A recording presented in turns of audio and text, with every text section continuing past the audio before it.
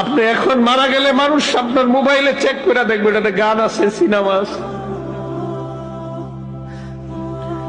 গান cinema mobile থেকে delete করে দেন, তওবা করেন।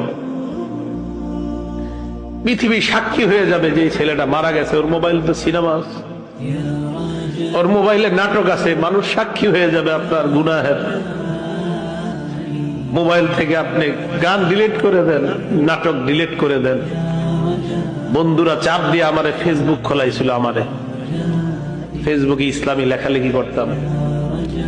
কিছুদিন পর বুঝতে পারলাম এখানে সময়ের লেখালেখি যদিও আমি করি, মানসিক যুদ্ধে লিপ্ত হইতে হয় ফেসবুকে। মানুষ পক্ষে লেখে, বিপক্ষে লেখে। পার্মানেন্টলি আমি ডিলিট করে দিছি, আমার কোনো ফেসবুক নাই। আমার জীবন কি চলে না বলেন? চলে, আগের চেয়ে ভালো চলতেছে। আমি যুবক ভাই যারা আছেন, যাদের মোবাইলে গান আছে, আপনি একবার ভাবেন, আপনি মারা যাওয়ার পর আপনার মোবাইল তো আপনার অন্যরা চেক করবে, যারা আপনার খুব ভালো জানে, চেক করে দেখবে ওখানে গান, সিনেমা, নাটক, এমন অশ্লীল কিছু আছে কল্পনাও করতে পারবে না। ছি ছি, ওর মোবাইলে এগুলো, এটা কল্পনাও করতে পারবে না।